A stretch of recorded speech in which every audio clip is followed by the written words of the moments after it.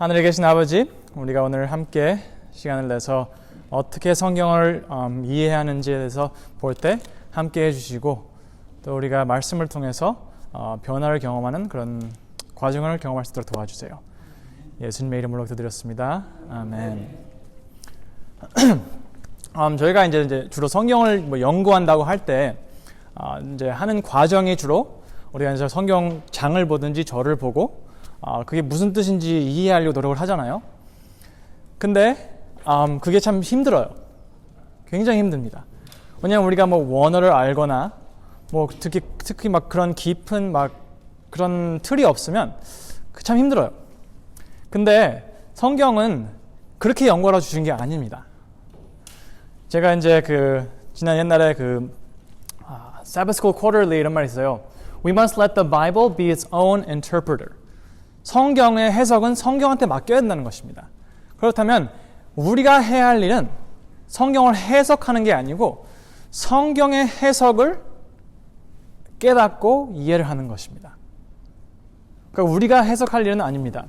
수술은 의사에게 맡기는 것처럼 우리의 신앙의 방향은 우리의 해석이 아닌 어떤 목사의 해석이 아닌 어떤 예언의 신에 나온 문장의 해석이 아닌 성경만의 해석을 봐야 하는 것입니다. 이사야서 28장 10절과 8절 20절에 이런 말이 있습니다. 대저 경계에 경계를 더하며 경계에 경계를 더하고 교훈에 교훈을 더하며 교훈에 교훈을 더하되 여기서도 조금 저기서도 조금 하는구나 하는도다. 마땅히 율법과 증거의 말씀을 따를지니 그들이 말하는 바가 이 말씀에 맞지 아니하면 그들이 정녕 아침 빛을 보지 못하고라 하셨습니다. 이게 무슨 뜻이냐면 성경의 뜻은 이 부분과 이 부분이 함께 붙여서 맞는 함께하는 그 과정에서 뜻이 나온다는 것입니다. 율법과 증거가 그러니까 모세어경과 선지자서가 어떻게 이렇게 맞는지 아시지 못하신다면 우리는 아침 빛을 보지 못할 거라고 성경은 말하고 있습니다. 그렇다면 우리가 해야 할 일은 모세오경이 어느 뜻인지 이해하려고 하는 것보다 모세오경과 선지자와 함께 알아야 한다는 것입니다. 질문의 품격이 답의 품질을 정합니다. 우리가 어떤 질문을 하냐에 따라서 답의 가치가 정해져요. 우리는 오늘 다니엘서 1장 3절부터 6절을 볼 건데요. 3절부터 제가 잘못 썼네요. 13절이라고. 다니엘서 1장 3절부터 6절을 함께 볼 건데 그것을 이해하는 게 어떻게 하는지 함께 보실 것입니다. 그러니까 우리가 이제 성경 연구할 때 잘못된 질문을 할 수가 있어요. 그 잘못된 질문이 뭐냐? 처음부터 그 뜻을 이해하려고 하는 것입니다. 그 잘못된 질문이에요. 왜냐하면 문제가 우리가 뜻을 이해하려고 너무 급하게 거기까지 가려고 한다는 것입니다.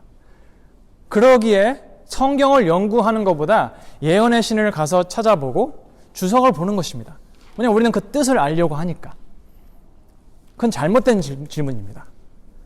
뜻은 알게 돼 있어요. 그러면 우리가 뜻을 알려면 올바른 질문을 해야 되는데 뜻보다는 다니엘서 1장 3절부터 6절에 무엇이라고 써 있나요? 이게 제일 먼저 물어봐야 할 질문입니다.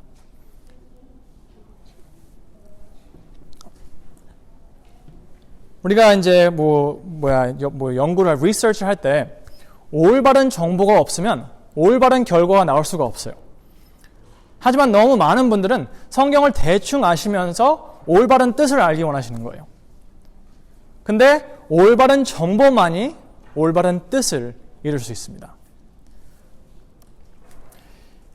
우리가 올바른 정보, 성경에 다니엘서 1장 3절부터 6절까지 누가 나오고 그에게 닥친 상황이 무엇인가, 그 사람은 왜 거기 있나, 그런 것들을 먼저 알아야 합니다. 이것 자체에서는 우리의 뜻을 찾을 수가 없어요. 뜻은 나중 이야기입니다. 먼저 그 뭐라고 써있나 정보를 아는 것입니다. 그러면 다니엘서 1장 3절부터 6절 함께 보겠습니다. 첫 번째 질문은 다니엘은 누구이고 바벨론에 왜 와 있냐는 것입니다. 성화야 나중에. 아직 좀 이따. 다니엘은 누구이고 그는 왜 바벨론에 와 있냐는 아직 뜻을 정하는 것이 아닙니다. 우선은 그냥 먼저 뭐라고 써 있나 보는 것입니다. 함께 읽어볼까요? 다니엘서 1장 3절부터 6절 한번 읽어보겠습니다. 다니엘서 1장 3절부터 6절 말씀입니다. 누가 읽어주시겠습니까? 다니엘서 1장 3절부터 6절입니다.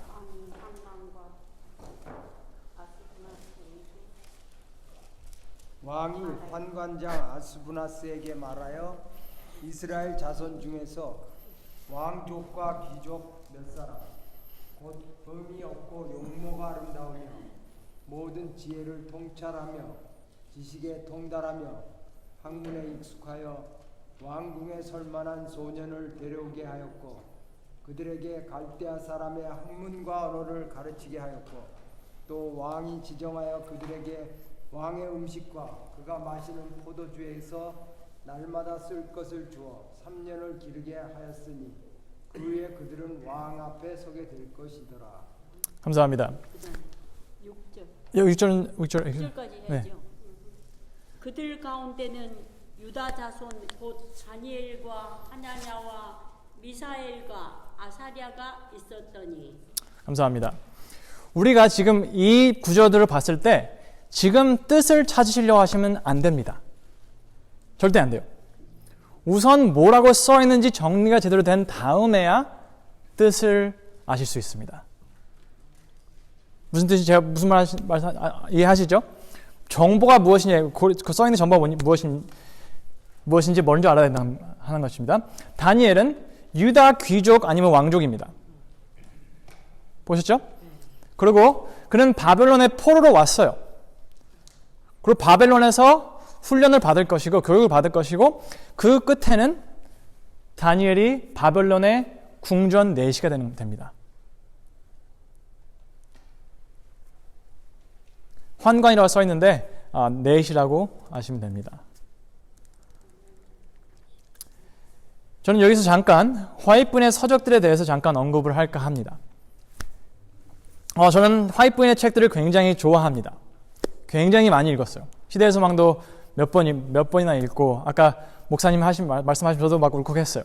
왜냐하면 저도 네고데모스 읽으면서 울었거든요. 그리고 저는 정로의 계단도 한 100번 넘게 읽었고 치료봉사도 지금은 치료봉사 마지막 부분에 나오는 Help in Daily Living이라는 그런 섹션을 저는 50번 지금 들으려고 지금 노력하고 있습니다. 운전하면서도 듣고 걸으면서도 듣고 애기 재울 때도 듣고 하면서 지금 한 1장을 지금 40번 정도 들었는데요. 이제 그게 전체를 50번 듣는 겁니다. 하지만 그러니까 이 화이트부인의 서적들은 우리의 신앙생활과 우리의 성경 해석에 그러니까 신앙생활과 성경 이해에 아주 중요한 요소입니다. 버리면 안 돼요. 하지만 문제는 화이트부인의 서적들은 해석을 위해서 주신 것이 아닙니다. 화이트부인의 그 책들은 우리가 성경을 대하는 태도를 알려주시기 위해서 주신 것입니다. 무슨 뜻이냐면 우리는 성경을 화이트부인이 하라는 것만큼 열심히 연구하지 않을 때가 많습니다. 만약 우리가 진짜 화이트부인을 의지하고 성경을 본다면 우리는 진짜 기가 막히게 성경을 중요히 생각할 것입니다.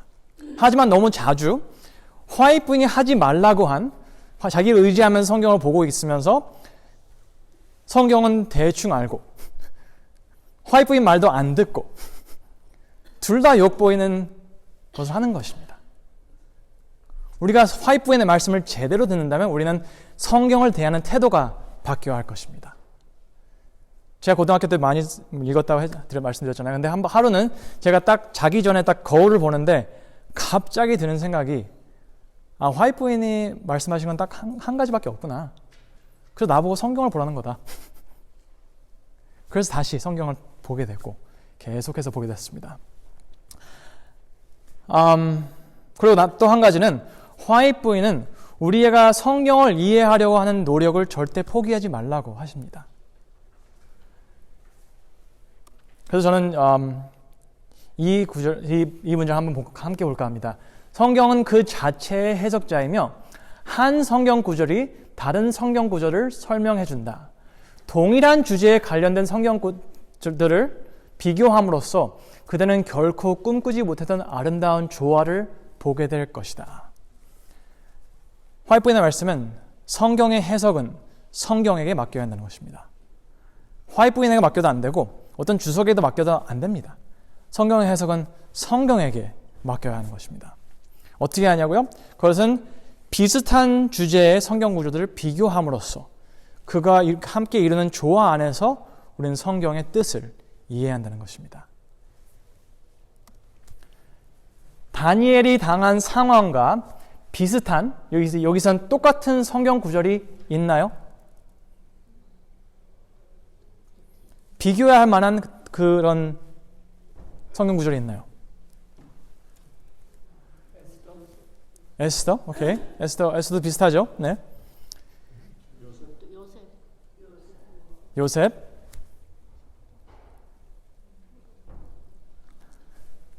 여러분들이 얘기하시는 건 다 아주 좋은 것들입니다. 아주 비슷한 예화들이에요. 비슷한 경험들이고. 하지만 제가 이번에 찾는 거는 올바른 뜻을 얻으려면 똑같은 상황을 얘기하는 구절을 찾아야 돼요.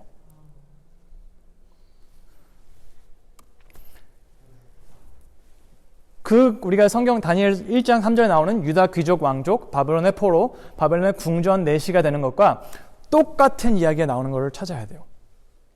다니엘서를 제대로 이해하려면요. 하지만 우리는 이거를 제대로 하지 못하고 예언들로 넘어갑니다. 그렇다면 우리는 중요한 것을 놓치게 되는 것입니다. 다니엘 세 친구들의 이야기와 똑같은 이야기가 성경에 있습니다. 열왕기하 20장입니다. 열왕기하 20장. 함께 보시죠. 그런데 우리가 성경을 다 안 읽었으면 어떻게 찾나요? 열왕기하에 있다는 거. 그렇죠. 그건 이제 끝에 가서 제가 답하겠습니다. 네. 열왕기하 20장. 저도 이거를 진짜 한순간에 깨달았습니다. 기도하고 있는데 갑자기 떠올랐어요. 이 이야기가. 열왕기하 20장 다 읽진 않을 건데요. 제가 이제 좀 그냥 말씀드리자면 히스기야 왕이 아파요. 그렇죠? 히스기야 왕이 아프고 죽어야 되는데 기도를 하고 하나님께서 들어주세요. 그래서 15년을 더 주세요. 더 주시면서 하나님께 이제 그 히스기야 왕이 어떻게 내가 나을 거를 알 수 있냐 이거예요. 그래서 하나님께서 내가 해를 앞으로 가게 할까 뒤로 갈까 물어보셔요. 그래서 히스기야 왕은 뒤로 가게 해주세요. 하지만 그때 누가 히스기야 왕을 보러 오죠? 바벨론의 사람들이 와요. 바벨론의 사람들이 왔을 때 히스기야 왕 그들에게 하나님에 대해서 얘기를 했나요? 안 했죠. 자기 금, 은, 보화 다 보여주고 기분 좋게 끝났어요. 근데 이사야가 와서 하는 말이 그 사람들이 어디서 왔었고 무슨 말을 했냐 이거예요. 그래서 뭘 보여줬냐? 그는 바벨론에서 왔었고 나는 집에 있는 모든 걸 보여줬다. 그래서 이사야가 한 가지의 예언을 합니다.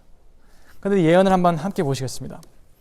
왕궁의 모든 것과 왕의 조상들이 오늘까지 쌓아두었던 것이 바벨론으로 옮긴 바 되고 하나도 남지 아니할 것이요 또 왕의 몸에서는 아들 중에서 사로잡혀 바벨론의 환관 내시가 되리라 하였나이다 하니. 보이시나요? 두 가지는 완벽한 맞춤입니다. 완벽한 맞춤이에요. 모든 게 똑같습니다. 유다 귀족 왕족, 바벨론의 포로, 바벨론의 내시가 된다는 것입니다. 똑같아요. 우리가 이 두 가지를 합칠 때 어떤 뜻이 나올까요?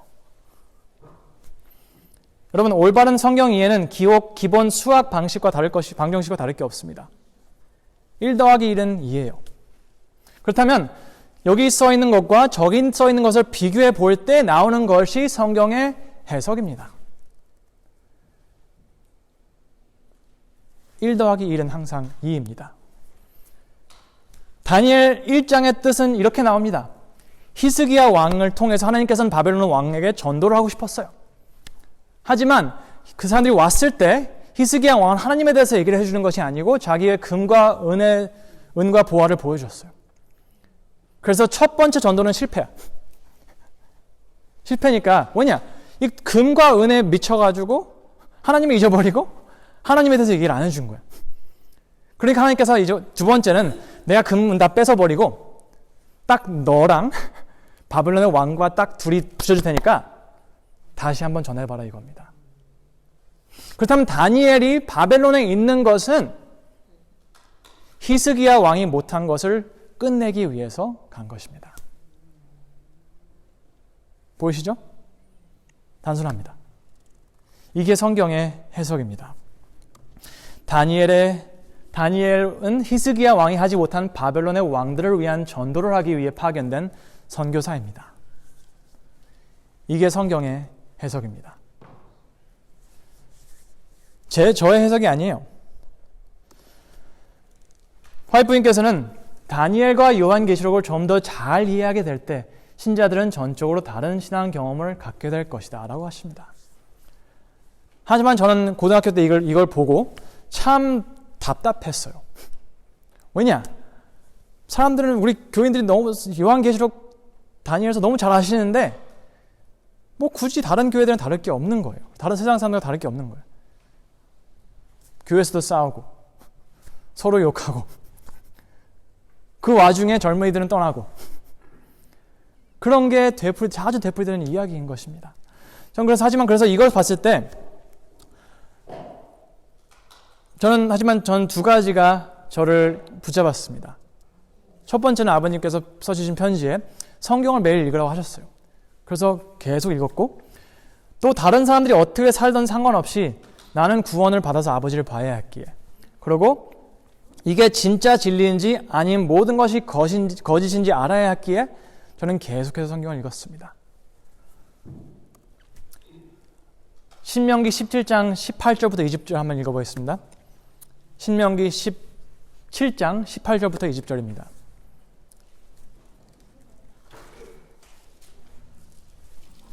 신명기 17장 18절 20절입니다.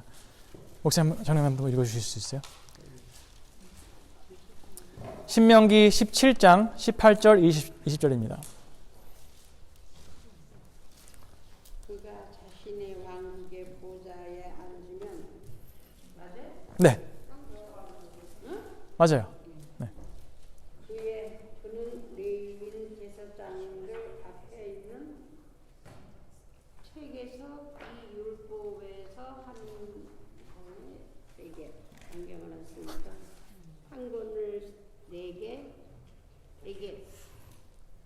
또 20절까지.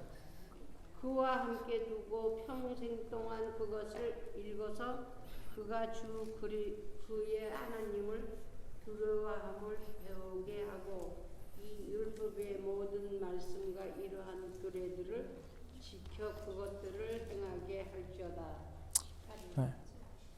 그가 왕위에 오르거든 그 율법시 등사본을 레위 사람 제사장 앞에서 책에 기록하여 18절 20절까지요? 20절 평생에 자기 옆에 두고 읽고 그의 하나님 여호와 경외하기를 배우며 이 율법의 모든 말과 이 규례를 지켜 행할 것이라. 20절 그리하면 그의 마음이 그의 형제 위에 교만하지 아니하고 이 명령에서 떠나 좌로나 우로나 치우치지 아니하리니 이스라엘 중에서 그와 그의 자손이 왕위에 있는 날이 장구하리라. 감사합니다. 거기서 왕을 위한 이런 하나님께서 메시지를 주십니다. 뭐냐 하면 왕이 되면 율법을 써서 카피해서 복사본을 가지고 있으라는 거예요. 그리고 매일 읽으라는 것입니다. 매일 읽으면 결과가 뭐죠? 읽었을 때? 매일 읽으면 결과가 뭐예요? 경외하고 또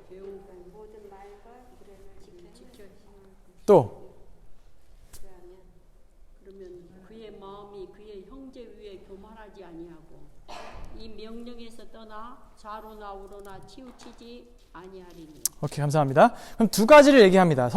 율법을 계속 읽고 또 읽고 또 읽고 하면 두 가지 일어나는 현상이, 하나는 하나님을 경외할 것이고 두 번째는 형제들보다 위해서 자만하지 않을 것이라는 것입니다. 그렇죠? 굉장히 단순해요. 성경은 우리가 읽으면 배울 것이라는 것입니다. 읽으면 배워요. 매일 성경을 읽는 결과가 하나님을 경외하고 다른 사람들과 자기가 동일하다는 것을 알 수 있다는 것입니다. 하지만 우리가 반대로 우리가 하나님을 경외하지 않고 말씀을 중요시 생각하지 않고 우리가 우리 주위에 있는 사람들보다 더 잘났다고 생각하게 되는 현상이 보이면 그 이유는 단 한 가지입니다. 말씀을 안 읽었어요. 왜냐하면 읽으면 배운다고 하셨으니까요. 무조건 읽으십시오. 그게 오늘의 핵심입니다. 하나님께서 내가 좋아하는 목사가 아닌 어떤 장로가 아닌 어떤 내가 다른 선호하는 주석이 아닌 화이트보이나 서적들이 아닌 이 말씀을, 성경의 말씀을 통해서 내게 직접 말씀하실 수 있다고 믿고 무조건 읽으십시오. 왜냐하면 우리가 주석과 그런 그쪽으로 가는 이유는 뭐냐면 하나님께서 직접 말씀을 통해서 내게 직접 말씀하시거나 하는 믿음이 부족하기 때문입니다. 내가 읽으면 언젠가는 나한테 말씀해 주실 거라고 확신한다면 우리는 계속 붙잡고 매달릴 것입니다. 제 약속을, 저는 진짜 그 말씀을 통해서 오는 그 확신과 하나님의 사랑에 대한 확신과 내가 어떻게 살아야 될지 그런 아는 그게 내가 직접 경험했을 때 그 오는 벅차오르는 그런 감정은 말로 형용이 안 됩니다. 진짜 아름답습니다. 여러분, 우리가 성경을 이해하는데 힘들다고 생각하는 이유는 우리의 이해력이 부족해서가 아니에요. 우리 영성이 부족해서가 아니에요. 그저 안 읽어서 그래요. 정보력이 부족하니까 이거랑 어떻게 맞는지 알 수가 없는 거예요. 그러기에 우리는 이거 이해하려다가 안 돼서 저희 갔다가 이거 안 되니까 그냥 주석 보고 화이트보이 책 보고 그렇게 되는 것입니다. 그렇게 되면 전도를 할 수가 없어요. 왜냐하면 세상 사람들 우리 안식일교회를 욕하는 이유 중 하나가 뭐냐면 우리는 성경보다 예언의 더 많이 본다는 것입니다. 그게 큰 문제예요. 근데 우리는 항상 교단으로서는 항상 답하는 게 아니다. 우리는 성경을 우선으로 한다. 하는데 교인들의 진짜 삶은 화이트보이에 의지하고 살아가는 게 현실인 것입니다.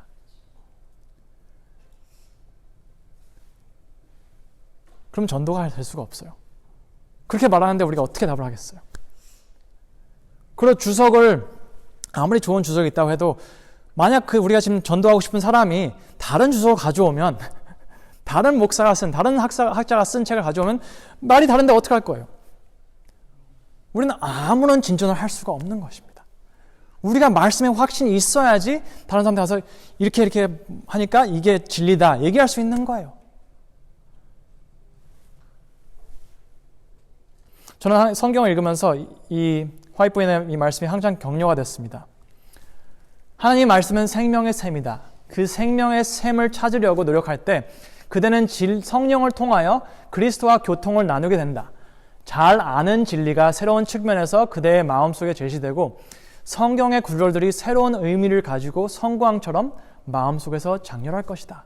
그리하면 그대는 성경의 다른 진리들의 구속사업과 같은 관계도 깨닫게 되고 또 그리스도께서 그를 인도하시며 거룩한 선생이 그대 곁에 계신 것을 알게 될 것이다 라는 것입니다. 여러분, 우리가 성경 연구의 제일 심각한 난관은 꾸준히 읽지 않는다는 것입니다. 꾸준한 입력은 올바른 이해를 낳을 것입니다. 예수님께서 말씀하셨습니다. 읽는 자는 깨달을진저. 읽는 자는 깨달을 것이라는 성경 하나님 예수님의 말씀이에요. 제 말이 아닙니다. 입력하는 사람은 이해를 할 것입니다. 여러분, 예수님 믿으시죠? 믿으시면 그분의 말씀을 따르시기 바랍니다. 읽는 자는 깨달을 것이라고 한 말씀이 예수님의 말씀이십니다. 예수님 화이트부인 그리고 저를 믿어보시고 성경을 꾸준히 읽으시길 바랍니다.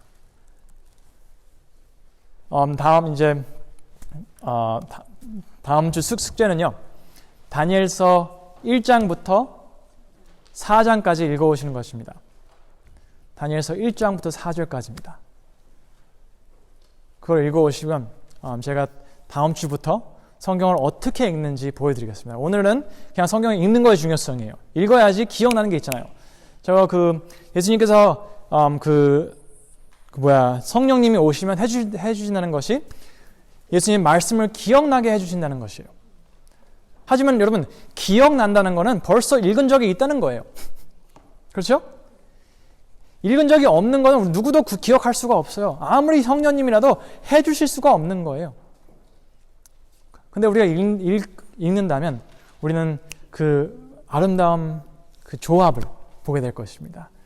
우선 읽는 거하고 듣는 거하고는 틀리지요. 뭐 둘 다 좋습니다.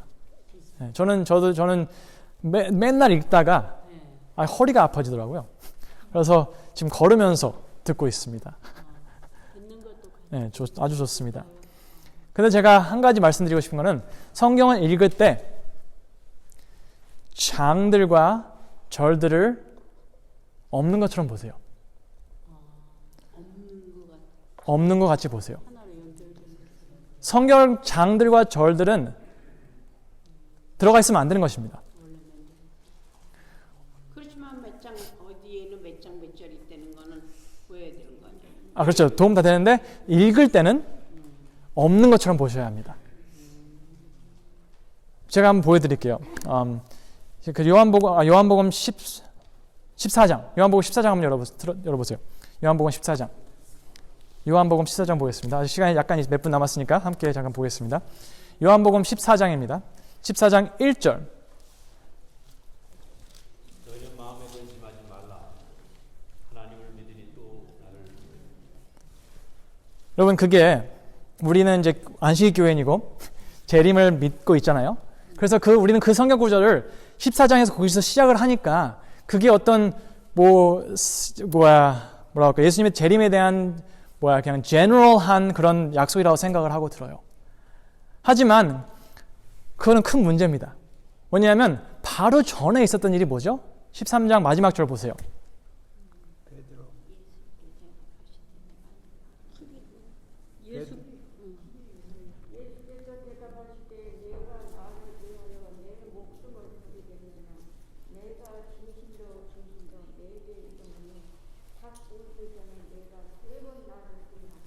그렇죠.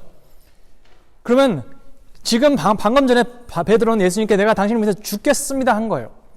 절대 포기하지 않겠습니다 약속을 했어요. 근데 예수님께서 하신 말씀은 아니다, 너는 나를 3번 배반할 거라는 거예요. 그러니까 마음의 근심이 얼마나 심했겠어요. 그러니까 14장 1절에 하신 말씀이 너는 마음에 근심하지 말라입니다.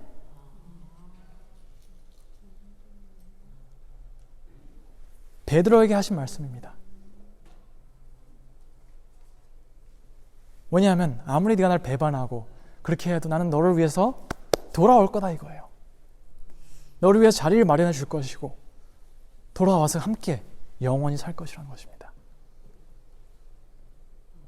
여러분, 성경 절들은 있으면 안 되는 것입니다. 그것은 나중에 사람들이 성경을 이제 analyze 하려고 이리저리 쪼개보려고 연구하고, 그러니까 연구할 땐 사실 몇 장 몇 절 하는 게 훨씬 쉽잖아요. 그렇죠? 그렇게 기억이 나잖아요. 하지만 그것은 여러분 그런 과정은 너무너무 나중에 있는 일이에요. 성경 이해는 이게 단체로 묶음으로 보는 거예요. 묶음으로 볼 때만이 큰 그림이 보이고 예수님께서 하고 싶어 하신 말씀의 핵심을 느낄 수 있는 거예요. 저는 얼마 전에 성경을 하나 새로 샀는데요. 그러니까 Reader's Bible이에요. 읽는 사람들을 위한 성경인데 영어인데 장절들이 없어요. 그냥 쭉 내려가요. 그러니까 와, 느낌이 새롭더라고요. 왜냐하면 뭐 우리가 성경을 읽다 보면 우리도 모르게 몇 장에서 끝난다고 생각을 해요. 그럼 내일은 14장 다시 읽어야지. 하고 우리는 13장의 일이 끝난 것처럼 그 베드로와 경험이 끝난 것처럼 하고 다시 Jesus is coming again 하고 너무 좋아해요. 그게 아니에요. 쭉 이어지는 이야기가 성경의 이야기입니다. 제가 오늘 한 가지 더 말씀드리자면 구약 성경은 연구하기 위해서 주신 것이 아닙니다. 구약 성경은 읽으라고 주신 거예요. 신약 성경은 연구를 해야 돼요. 왜냐하면 신약 그 바울과 그런 사도들의 편지들을 보면 와우, 구약 성경 다 갖다가 쪼개 맞힌 거예요. 그렇기 때문에 그럼 그거는 다 잘라내고 다 이해를 해야 돼요. 하지만 구약 성경은 무조건 읽어야 돼요. 읽으라고 주신 책입니다. 그래서 우리가 구약 성경을 쭉 읽지 않으면 우리는 신약을 절대 이해할 수 없습니다. 엊그저께 그 계시록 14장 12절 말씀 있잖아요. 성도의 인내가 여기 있나니. 그 이야기를 그 절 다시 생각하면서 제가 배운 것과 완전 다른 더 깊은 뜻을 깨달았어요. 왜냐? 구약 성경의 틀이 있으니까. 왜냐하면 사람들 거기서 끝에 예수님의 믿음이 있다고 하는데 주로 싸워요. 예수님의 믿음이냐, 예수님을 붙잡는 믿음이냐, 예수님 같은 믿음이냐 하고 싸워요. 하지만 쓸데없는 이야기예요. 구약 성경을 모르기 때문에 그거 갖고 싸우는 거예요.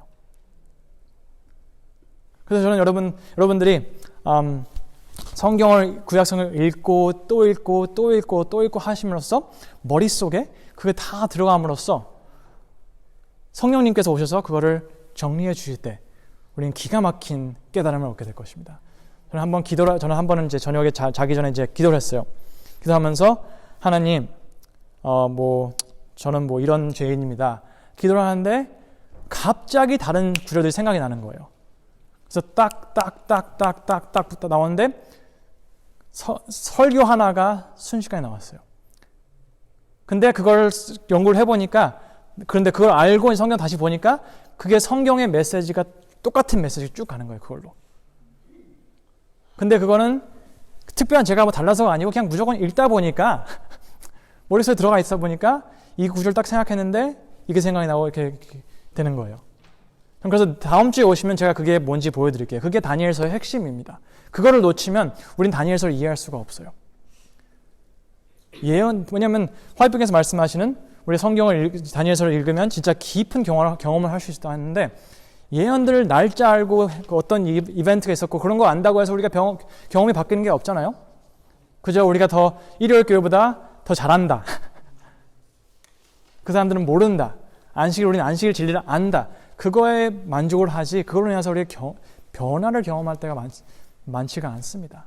하지만 저는 어렸을 때 궁금했던 이유 중 하나 뭐냐면 너희가 진리를 알지니 진리가 너희를 자유케 하리라. 저는 평생을 안식일 교회에 살았어요. 평생 안식일 지켰어요.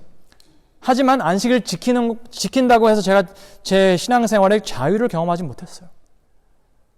하지만 성경의 진리가 뭔지를 깨달았을 때 그 자유는 진짜 말로 형용이 안 됩니다. 그래서 여러분들과 함께 5번 보면서 어떻게 읽고 성경의 패턴이 무엇이고 그렇게 하면서 성경의 흐름을 보신다면 여러분은 성경을 완전히 다르게 보실 거라는 점 약속드립니다. 기도하겠습니다. 질문 있으세요?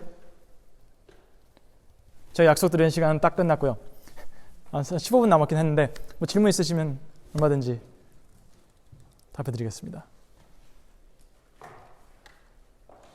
기도하겠습니다. 하늘에 계신 아버지, 오늘 감사합니다. 오늘 우리가 성경 말씀을 어떻게 보는지, 어떻게 이해하는지 깊이 생각할 수 있고 또 이 말씀들을 통해서 우리가 어떻게 자유를 얻을 수 있는지 그리고 진정한 그런 거듭남이 무엇인지 한번 생각해 볼 때 우리가 우리의 경험의 모든 분야와 모든 난관들이 말씀의 밑받침으로 살아가는 저희들 될 수 있도록 도와주세요. 여기 계신 모든 분들을 축복해 주시고 그분들이 성경을 읽으실 때 성령님을 주셔서 전에 읽었던 것들 지금까지 상상하지도 못했던 그런 조합들을 보게 되실 수 있도록 도와주세요. 그러므로서 우리가 진리로 인해서 자유케 되는 게 무엇인지 아는 경험을 할 수 있도록 도와주세요. 예수님의 이름으로 기도드렸습니다. 아멘. 감사합니다.